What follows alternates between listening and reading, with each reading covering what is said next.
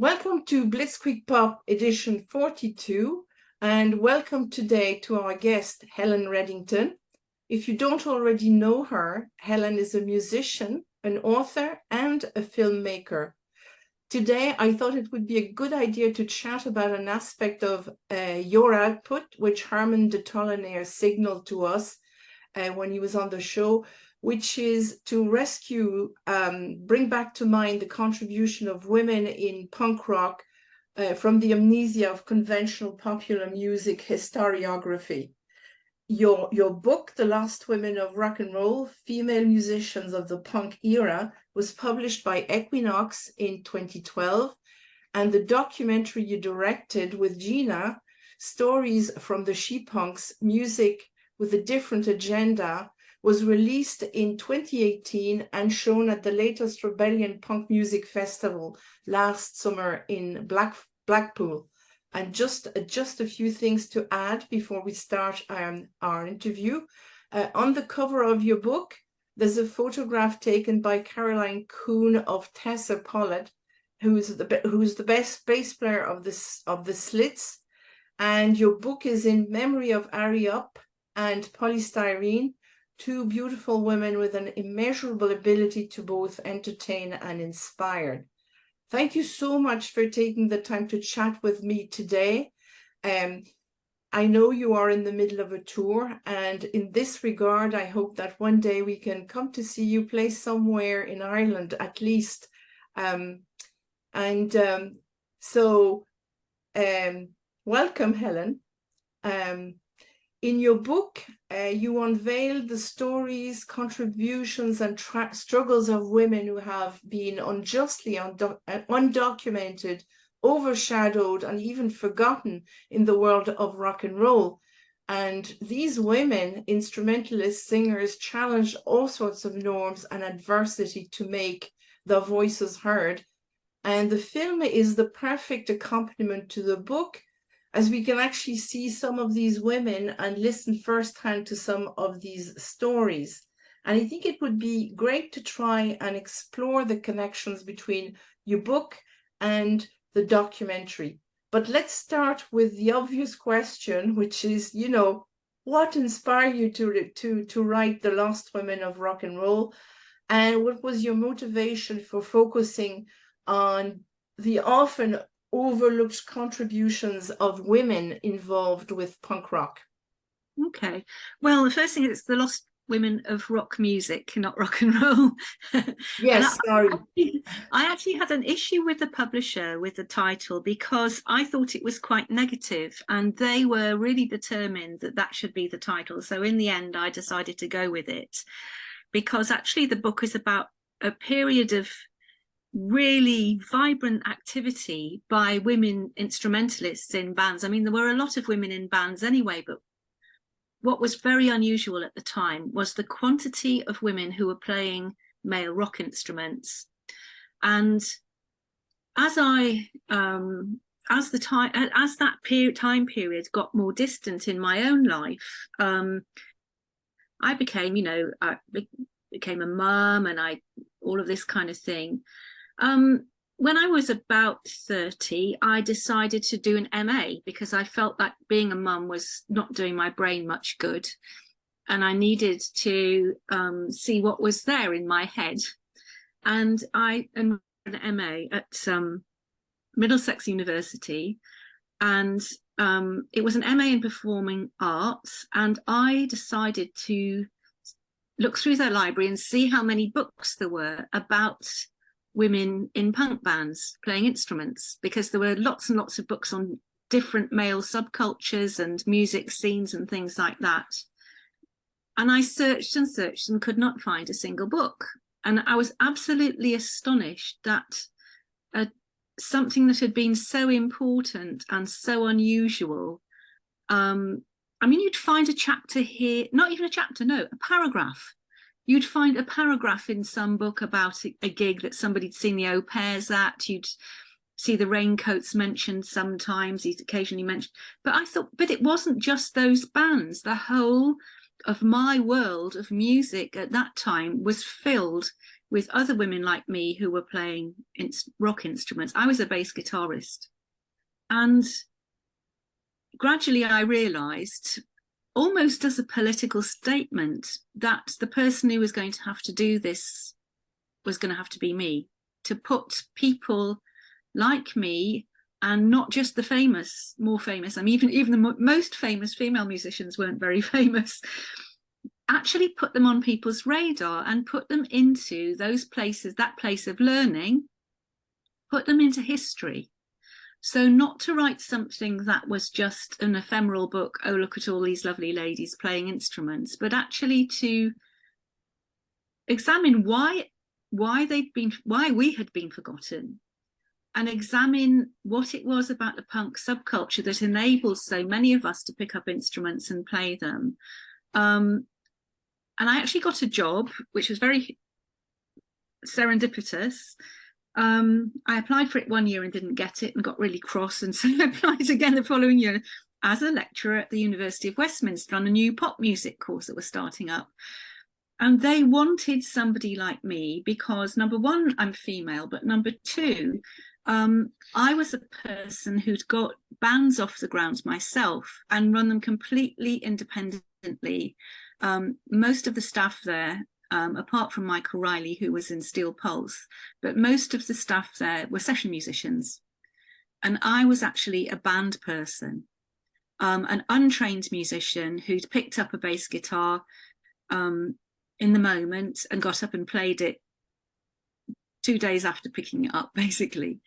And that was quite a good thing for a new course to have, because of course the way that all pop music works, most pop music works, especially before the music university started up, was just that. People just picking up instruments, working out their own way of playing them, but writing a bunch of songs and going out and performing. And as soon as I got there, I said, I want to do a PhD. I want to, because I knew they would pay for it. I had no money, very poor, two children living in social housing, lots of unemployment. You mentioned sort of being unemployed. I mean, that was a terrible time, the 1980s for people. And so I said, I want to do a PhD. And the head of department said, why don't you write a book? It would be great publicity. But I said, I'm not interested in publicity. I've got a question that I want to ask for me and for lots of other people. And the only way that I can do that is by doing it as a PhD, because that way I can look at it from lots of different perspectives. I'm not bound by selling a book. I'm not trying to attract attention to myself. I can give voices to a lot of people who have been unheard. And I was very lucky because one of the other lecturers was a guy called Dave Lang, who unfortunately died a few years ago, but he wrote a really, really good book on punk, and he became my supervisor. And he was a very unusual guy because he did a lot of music business work, but he was also a really big fan of punk and folk and reggae, and had a very overarching perspective about how music scenes work and how the people, and at the heart of it all is people. And it's what makes a person do this, who goes to see them play, and what makes people decide to forget them. Yeah, I think one of the great things that I read in your book was punk existed before punk and it existed after. And, I think it is so true. And that's what makes it so relevant for us. And so it's so important for people like you to dig up what were the causes of this, what are the causes of what affects women in a period that paradoxically was trying to get, or on the surface was trying to publicize the fact that it was a kind of a equal for all. And I think one of the things that the obstacles, one of the challenges that you highlighted was the in the books, the underrepresentation, gender stereotyping, objectification, violence. I mean, you lack of visibility. I think you go in depth in those areas in your book, but I'd like your feedback on a couple of statements you made in the book, which are with two things. Girls are seen as consumers of rock and boys as connoisseurs of rock. And then, of course, you quote Johnny Rotten saying, during the Pistols era, women were out there playing with men, taking us on equal terms. It wasn't combative, but compatible. Is that true in your assessment of things, you know, with hindsight? Yes, it definitely was true. One of the things that I found out, because when you do this type of study, you don't go in with an agenda. You have to go in with an empty mind. And I had to put aside a lot of what my own personal feelings were to try to actually document truthfully what other people's experiences were, because I knew what my experiences were. And one of the things I found was that there was a lot of encouragement from male punks towards female instrumentalists and female bands. Oddly, there was also within the scene a huge amount of violence, but in general, but I think that was happening in music anyway with women, so I don't think that was anything unusual. But what was unusual was the fact that the whole enabling ethos of punk, which was, you know, if you don't encourage people, you're not a true punk. So the whole enabling ethos meant that if you wanted to learn how to play something, or if you wanted the opportunity to do something musically and in other ways, poster making, all this kind of thing, then men would stand aside and they would give you space. And if you wanted help, they would help you. Something that's quite funny is that when we first started our own band, it was Vi Subversive from Poison Girls who encouraged us. I mean, there's a whole story about how we started. I was in a band with guys. They were absolutely, well, most of them were great. Some of them weren't, but our drummer was Vi Subversive's 12-and-a-half-year-old son for our first 2 gigs. And the thing is that there didn't seem as though there was anything odd Weird about that. Yeah. No, and I met him. He came to a gig I did on a Saturday. You know, I haven't seen him for 45 years. But it's this kind of thing where lots of the women I spoke to mentioned being encouraged. I mean, for instance, June Miles Kingston, who drummed for the Modettes, she was really encouraged by Paul Cook from the Sex Pistols. He was just kind of a steady, encouraging presence, you know, and there's this, oh yes, of course you can do this, of course you can do this. And I remember in the Brighton scene that there would be people who would lend people drum kits, they would, you know, lend guitars. At one point, my guitar got stolen, my bass guitar got stolen at a gig, and loads of people offered to lend me another guitar to play the gigs and stuff. And so I think really across the board, there was a lot of support from male musicians. Yeah. But I'm not quite sure why that competition thing wasn't there. I think it was inside bands sometimes. I mean, I had members of my bands being annoyed that I got a lot of attention because I was a female player and they weren't, kind of thing. But I think in general, and I'm not sure how much of it was to do with kindness and how much of it was to do with, well, this person's not going to be able to play very well anyway, so I might as well help them, you know. Yeah. But actually, the thing is, what came out of there is this myth about some of the punk music that was made by women, that it's not very good music. But you listen to the Slits, I mean, it's art. I mean, now people listen to it and they say, oh yeah, this is great. But the myth back then was that they couldn't do what they were doing. Ari was a multi-instrumentalist. I think she's grade 5 piano at the age of 14 or something. So there's this whole thing that music was really only something that guys could do. That was exactly my next question to you. It's another thing you say as well is if male bands had developed the sort of innovations in music that the Slits and the Raincoats, for instance, made, they would have become household names.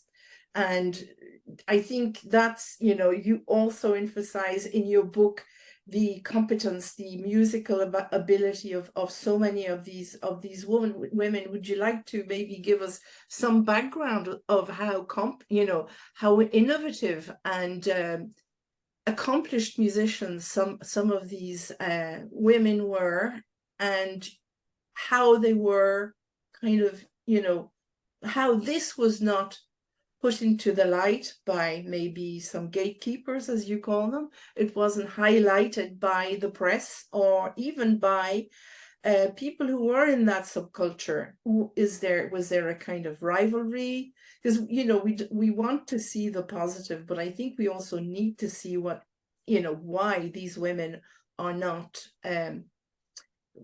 remembered as they should nowadays.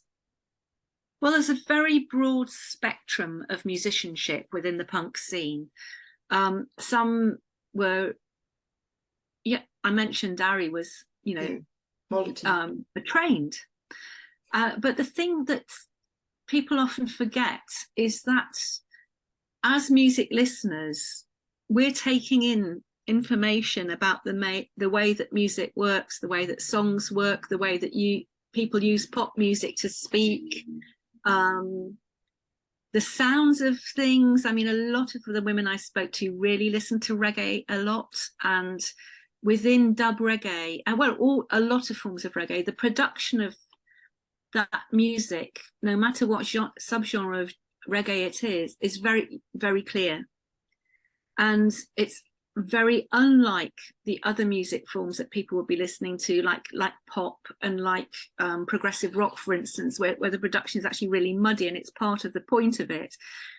But if you listen to reggae records, you can hone in on what each instrument's doing, and you can work out, I was going to say instinctively, well, maybe it is an instinct, you can work out exactly the purpose of each of those instruments in the track and what those instruments do to the music.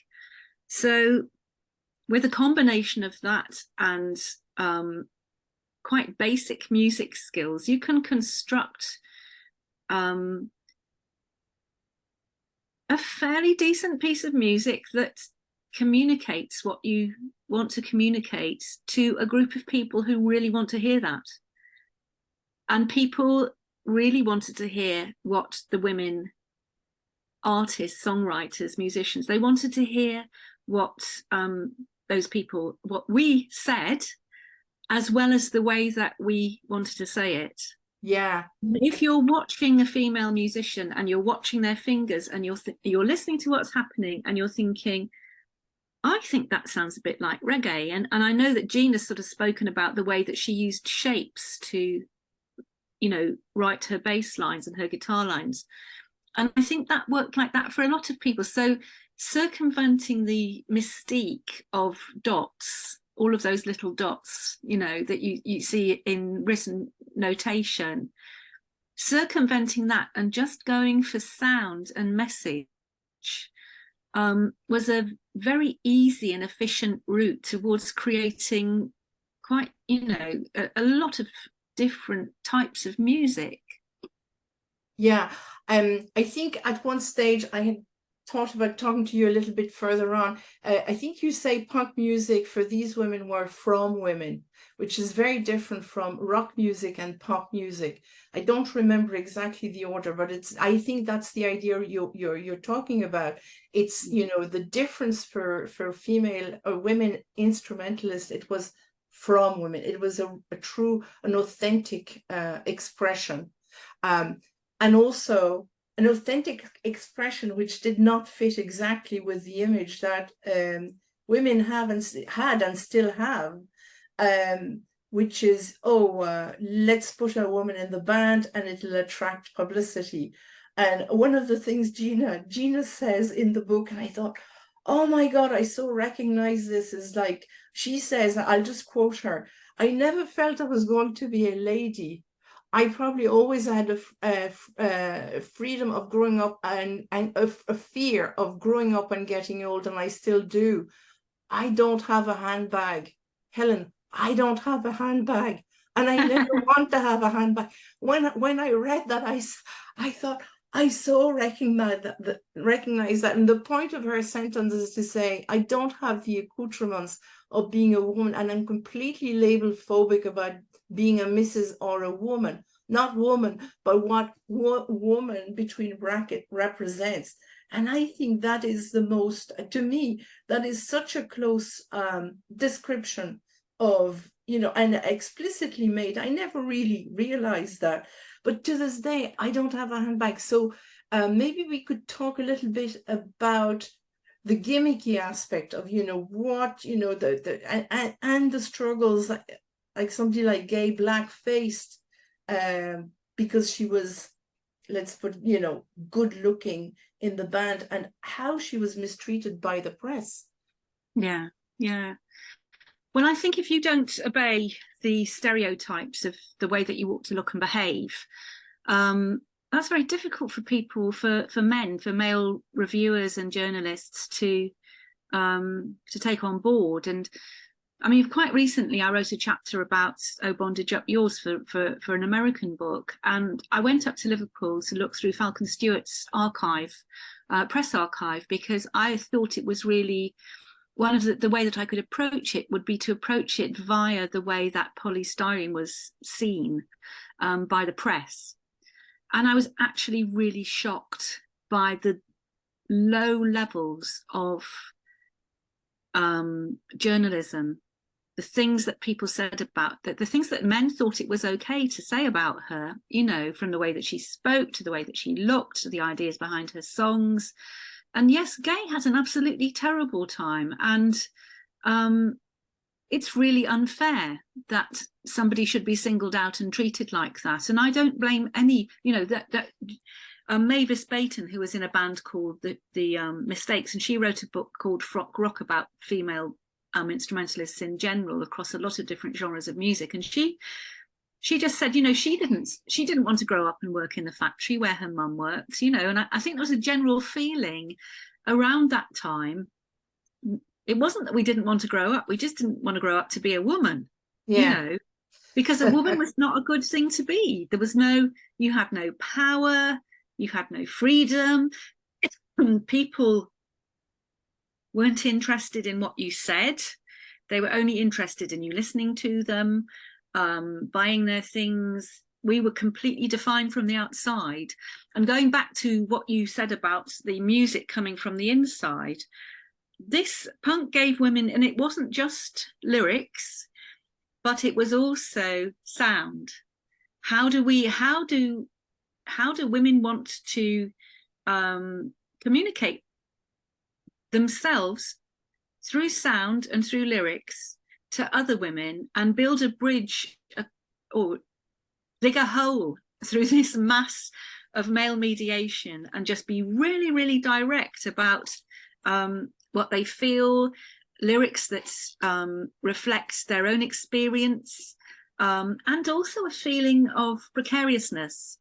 Because don't forget that this was a time, we're looking back at it through historical eyes, this was a time where there was no precedent, or very little precedent. Of course, there were the liver birds and things like that, but we didn't really know about those people. Most people knew about Suzi Quatro, but there was an excitement about being a pioneer with all of that kind of risk and thinking, well, maybe people won't like this, but I'm going to do it anyway kind of feeling, you know. And I did a very interesting interview with Ari, which was great because she got so angry, which was really very her.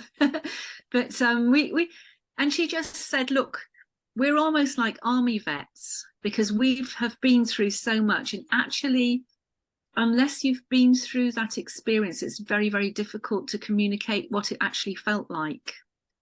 And I think one of the great things personally for writing the book for me was talking to women who'd been through the same. There's a whole swathe of stuff that you don't even need to speak about, because we all went through that thing of getting up on a stage for the first time. Your instrument is loud, you know, will people like you? The opposition that people had, the way that you got treated by the press if you were lucky, in inverted commas, enough to get a review. It was a very, very unusual experience. And I don't think that a lot of us realized at the time how unusual it was, because we were so busy. It was a really, really chaotic, busy, and different time of your life as well, like the end of teenage years as well. It's you're learning so much. So you've mentioned what we haven't mentioned yet is your kind of methodology, so to speak. Who did you decide to approach? How did you approach the people you approached? Was it because you knew them? And what was the reaction you got when you asked them to talk to you about their experience? Well, that was really, you see, this is where my PhD supervisor got very frustrated, because he's a very methodical man. But I had 2 children and a full-time job. So I could not be, you know, I didn't have the luxury of being methodical. So I did a combination of things. So with Brighton, I contacted people that I knew, and through a chain of people, I found a lot of people that I'd completely lost touch with. And the very first interview was with a woman in Brighton from the Mockingbirds called Julie Blair. And I expected her to be talking about political involvement and stuff like that. And she just said, no, I did it because it was fun. And that was a real wake-up call to me, because I had to realize that all of us did it for different reasons. So that was one thing. But at the same time, I went and sat in the local library and I wrote 200 letters to local newspapers around the UK, asking them to put people in touch with me if they'd played an instrument. That was like a really, 200, addressing 200. But that was very interesting. What came out of that was various different things. I got a letter from a very angry pensioner saying, how dare I do a PhD on his money, which was completely wrong, because I wasn't, because I was paying for it myself. Then I got the newspaper headlines were really derogatory. People would take the letter, and rather than printing it as a letter, they do an article saying, punkettes wanted, The Daily Mail contacted me and they said that they were interested in my research. Who did I speak to and who was I married to? And I said, that's none of your business. I'm not writing about my husband or my family. And they said, oh, well, if you won't let us put that, we won't do the article then. And by that time, they'd already got all my contacts, typical Daily Mail. But on the good side, a journalist from The Independent picked it up in his local newspaper, and he contacted me. And he did a little article about it. And in that article, I'd said how much I liked polystyrene, because she wasn't a typical glamorous woman. She was like a real person, like somebody. Yeah. And the funny thing is that Polly got quite cross about that, apparently. I got a phone call one Sunday morning in my house, all chaos, children running around in pajamas, polystyrene saying, look, basically telling me that she was sexy. I mean, it's really, it was such a kind of, I had a really interesting conversation. I had nothing, I had a diary that was all written. I had to write on it over the things that were already in it with this pen, all the things that she was saying, And so it was a real combination of formal interviews and people, really sort of odd ways of people getting in touch, I did get some very nice letters. I mean, Liz Naylor, who played in the Gay Animals in Manchester, wrote me a really nice letter. She's actually a writer, and she's it was in the documentary, isn't she? Yes, she is. Yes. And she was great. And so I ended up speaking to a lot more people than I thought I was going to speak to. I had letters back from lots and lots of people that I didn't get the opportunity of speaking to, because I had no idea how time consuming it was going to be interviewing people. And I had to learn all those things about not talking over people, asking open questions. There was one genius person who I won't mention, but She was really clever. Well, she wasn't. What she did was every time I asked her a question, she said, oh, you mean blah, blah, blah, blah, blah. And I say, yes. And she'd just say, no. So, you know, it was a really clever way of not actually telling me anything. But, and I had people who didn't want to speak. Jeanette Lee from, who'd played with Pill, she didn't want to speak to me. And she just said, I've decided not to do any interviews with anyone. Is this fair enough? You know, I really respect that, actually. But I actually, in the end, I ended up with a whole new load of friendships, which for a middle-aged woman living in the suburbs with a husband who worked all hours and children was such a fantastic thing. Yes. And the angel that is Caroline Coon, when the book came out, she just, because I was really upset because the original hardback it cost about £60 or £70. I thought, how are people going to be able to afford this? I had no idea it was going to be so expensive. And Caroline just said, look, I'll tell you what I'll do. Why don't we have a party and invite all the women that you interviewed? So she rented a place in Ladbroke Grove, and everyone was invited. And a lot of them hadn't met each other before. And out of that party, Polly Styrene ended up being friends with Tessa Pollitt from the Slits, and also Jenny from the Bell Stars. A Radio 4 woman came, and she sort of said to me, oh, well, you know, I'll do this and I'll do that. And I said, well, the thing is, some people might not want to talk to you. And she said, why not? And I said, because they haven't got anything to sell. And it was very interesting seeing her realise that actually they'd spoken to me because I'm a musician and I went through it with them, not because they wanted to be important. They understood the collective nature of what I was doing. And actually, she was really good, because what she then did at the party was come up to me and ask me to introduce her to people that she wanted to speak to. So she didn't go round plundering people's memory. She was very, very respectful. And as a result of that, actually, Tessa Pollitt, who's sometimes a very shy person, in her interview with this journalist, she came across really, really well. And so the party was a great party. Everybody really dressed up and talked to each other. People who were shy kind of introduced, and because a lot of the people were not famous, and so a lot of the people who'd been in bands and who'd been inspired by women in bands that had become more famous got a chance to speak in a really unpressured social. And everybody was there because they played an instrument in a band. So everybody respected each other, you know. I think what you're describing is actually completely completely fits the image of what punk is all about, the essence of punk, which, you know, we keep on talking about DIY and so on. And DIY is key, because what you've described there is completely, it's an alive process where you've revived something and you've created something else. So I presume you're still in touch with, you know, you've created a movie, for example, a documentary out of these out of this research. Do you think that it has because I know you're still you are a musician and you're touring.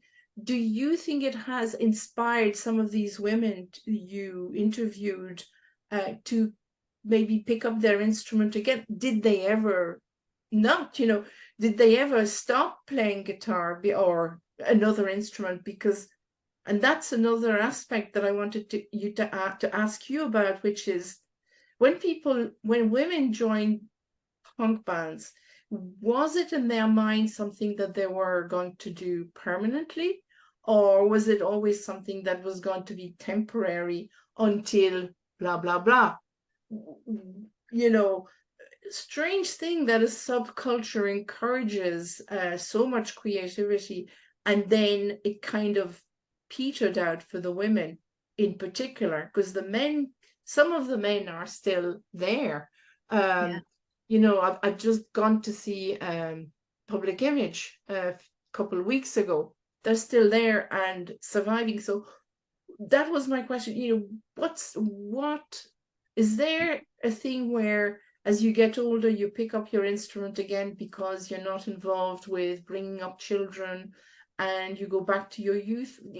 Tell me a little bit more about why shouldn't I think, you know, and it would be really nice to think that the books inspired, you know, people to respect themselves, you know, anew, you know, to sort of understand how important that they were. I mean, Leslie Woods is out there playing, so obviously Gina's doing incredibly well at the moment. She's got a deal with Third Man Records, and she has an album out, and she's touring at the moment. And Shan Bradley, who comes across as a real star, in particular in our film. I mean, she often plays as a guest musician with, you know, with the band Space, for instance, and things like that. Johnny Moped she plays with sometimes. So I think people do. I mean, one of the things sort of seeing the film, because it was a very intense thing making the film as well. I mean, the story behind that is that I was teaching entrepreneurship at my university, and Gina had said to me, you know, well, why don't you make a film of the book? I've got some footage of Paloma, I've got some footage of Viv, you know, and we could go and do some more filming.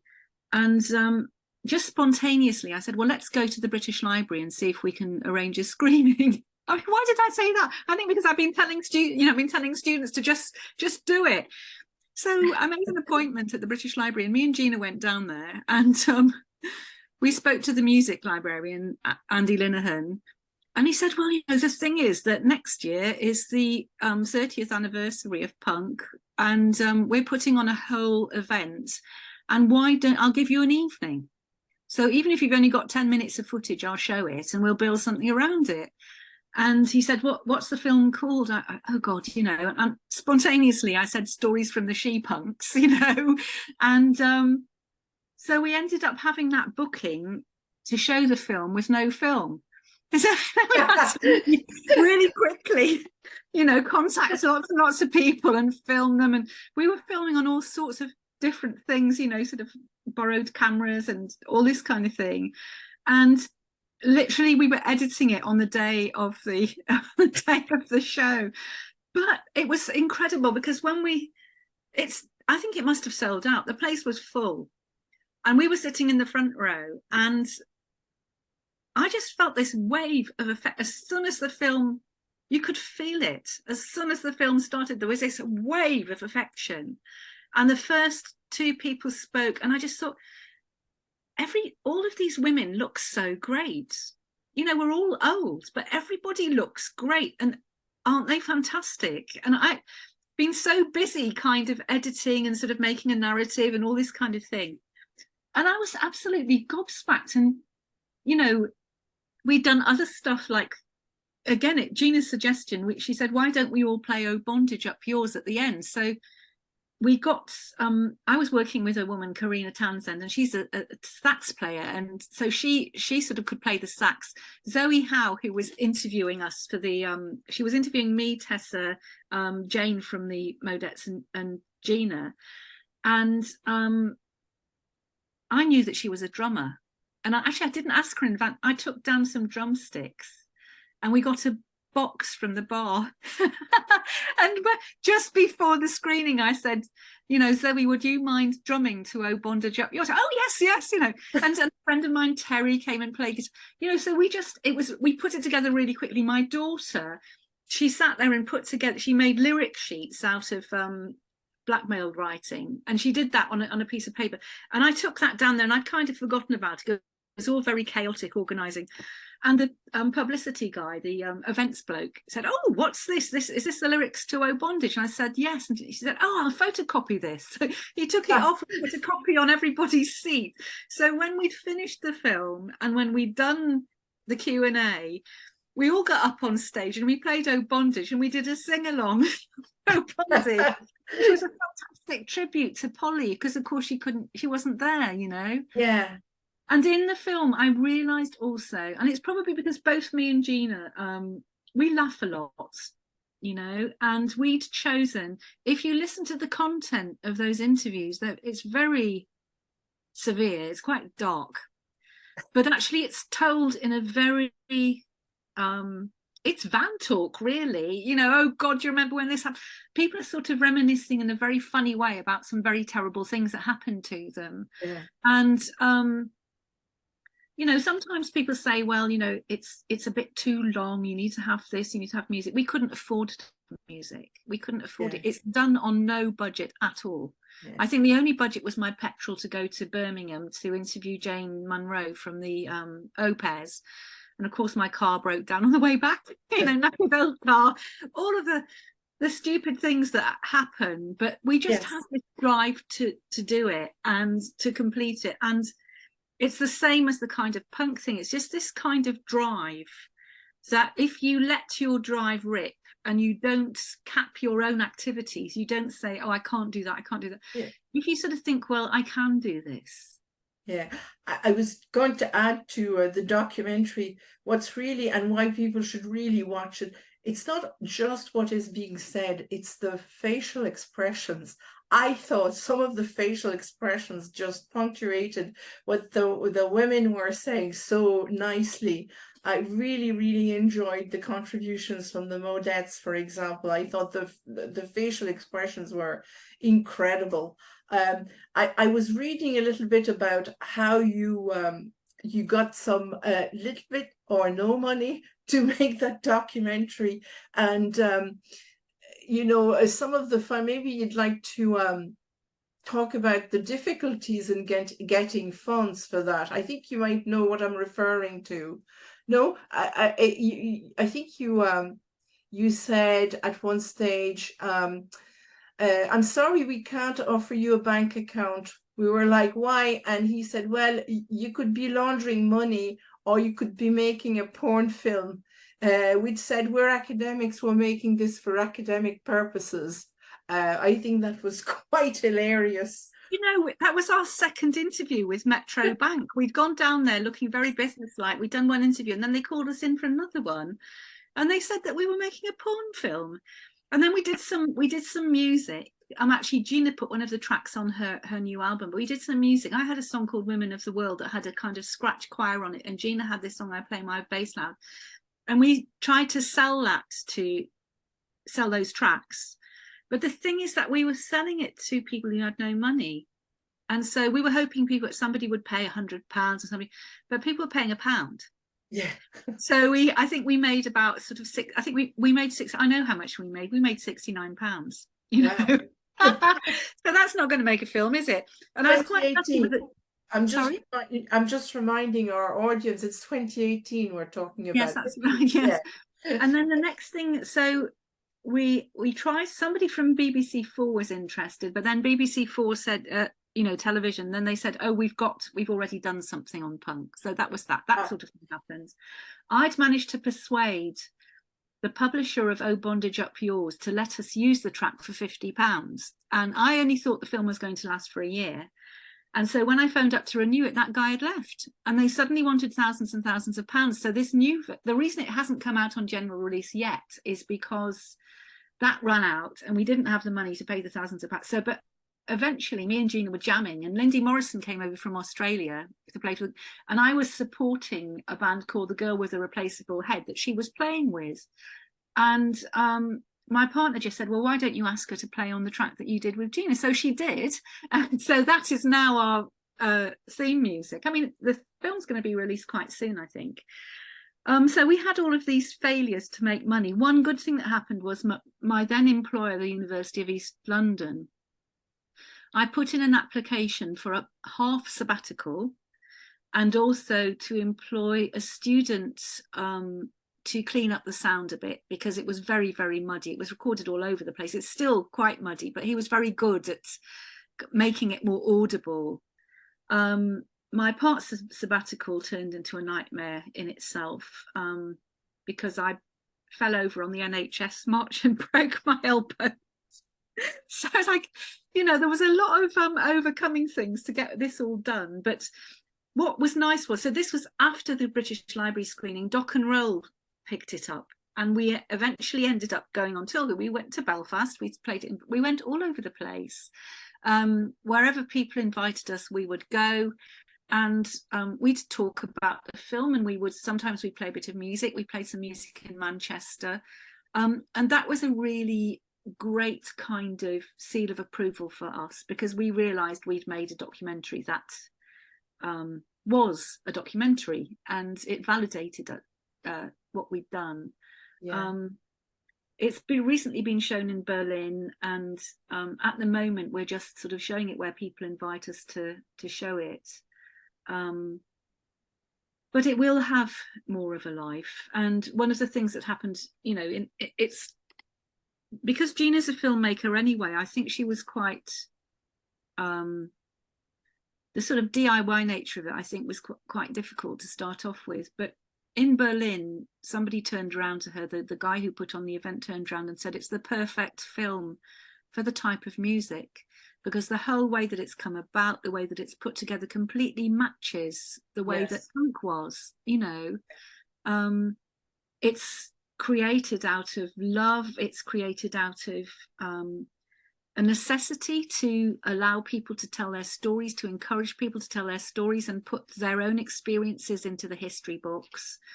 And that is really, really punk, you know. Yeah. I think just maybe a final question.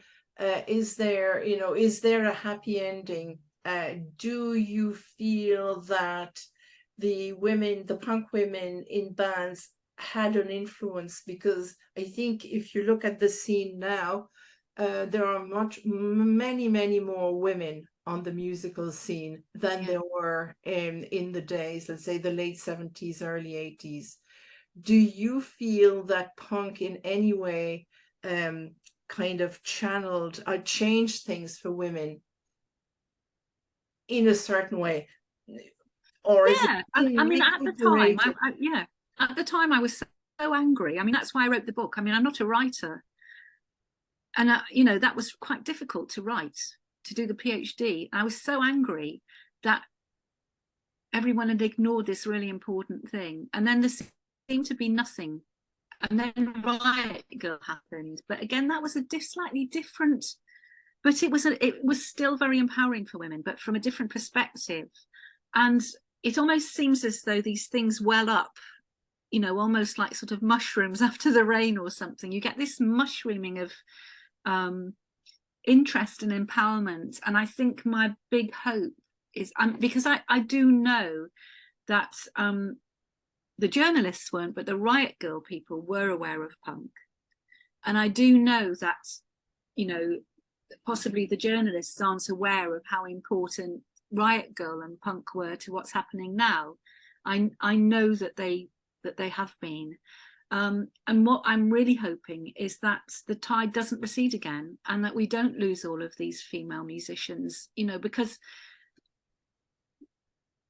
very, very simply, a lot of women make different music, and the music scene, the music in general, it's huge, and there's plenty of space for women to be.